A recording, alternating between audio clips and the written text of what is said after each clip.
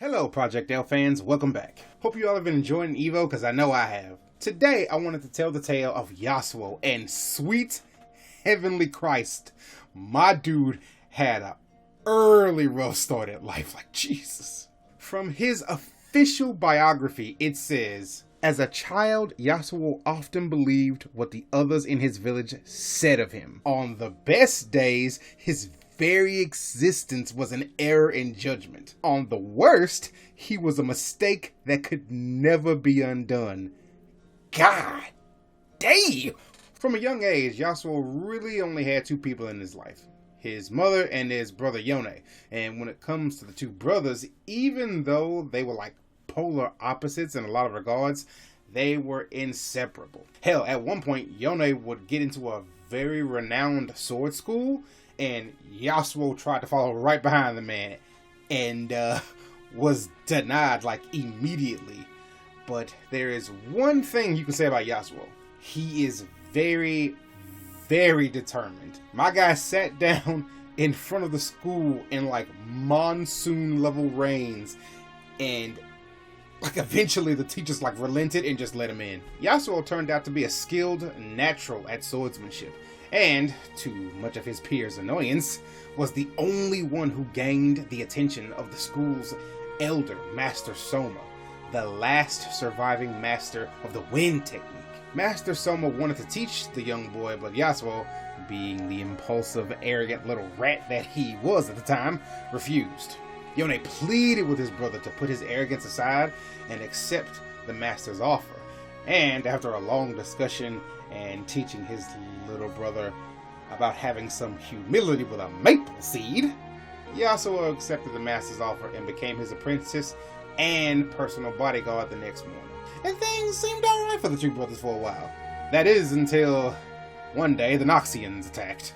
Now, Yasuo has wanted to join the cause and protect Ionia from the ruthless invaders, but was ordered to stay back and protect the elders of the school while his brothers and the other warriors of the school went off and fought. And he stayed at his post for a time until one night he heard like the Noxian enemies marching just in the next valley. And at that moment he decided, alright, so screw this, screw my orders, and he abandoned his post. However, when he got to his destination, he didn't see a battlefield, but a mass graveyard filled with the corpses of Noxians and Ionians. Something powerful and unnatural hit this place. Something that like tainted the very land it impacted. Something a single fool with a single sword could have never hoped to have stopped. No longer drunk with the urge to fight a one-man war, Yasuo attempted to return to his post, but when he got back, he was soon surrounded by his fellow students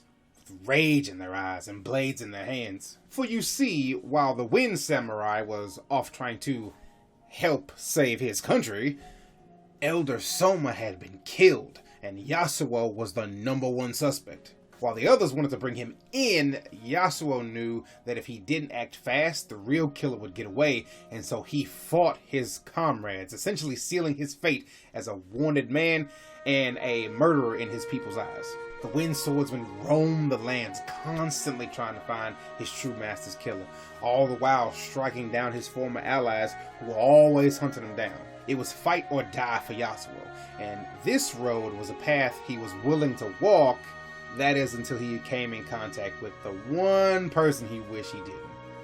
His own brother Yone. Both bound by honor, the two clashed, and eventually Yasuo's wind magic overcame his brother's dual blade skills, and he killed his own brother. Yasuo pleaded for his brother to forgive him, but instead, Yone, with his last words, said that he had to be responsible for the murder of his master because what killed Master Soma was a wind technique that only Yasuo could have known. No master, no brother, or home, Yasuo started to roam the mountains of his land, drinking away the pain of war and loss. That is, until eventually he came across a young girl named Talia. He saw in her an unlikely student and decided to teach her the ways of elemental magic, imparting what he had learned from his master to his student. Nothing really lasts forever though, as Talia had to end up leaving to head back to Shurima, but not before receiving the treasured maple seed from her sensei, a lesson he had finally learned and decided to pass it on to his student. It was at this point Yasuo made his way back to his village and finally tried to figure out who murdered his master. Eventually he learns that it wasn't a murder at all, it was a complete accident, involving the weapon of a Noxian exiler named Riven. But even though it was an accident and she felt deep remorse for it, Yasuo still couldn't absolve himself of his choices. After all, the decisions he made that night ultimately ended up leaving his master unprotected and him clashing with the fellow students of the school and even his own brother. Our lone warrior of this tale would eventually make his way to the Spirit Blossom Festival to take part in the healing ritual that takes place, hoping, albeit very small hope, that the ritual would help ease his heart. Boy, he didn't even get a chance. Not long after reaching the festival, our hero was attacked by a demonic creature called an Azakana. It was about to eat him, but out of nowhere, he was saved by a masked swordsman with 2 blades. You can guess who it was. Yep, it was his brother Yone. Alive again, somehow. Yeah. After teaming up with his brother to defeat the beast, Yasuo fully expected Yone to take his vengeance out on him. But he didn't. He let him live and vanished as quickly as he arrived. Now, with nothing left for him in his homeland, Yasuo set off on a new adventure to new and unseen lands, always with the wind by his side. Hey guys, thank you so much for checking out this lore video. I hope you guys enjoyed it. And if you did, please give it a thumbs up and check out the other lore videos. I got one for Katarina, I got one for Echo, and I'm gonna do one for Darius right after this one. Take it easy out there, everybody.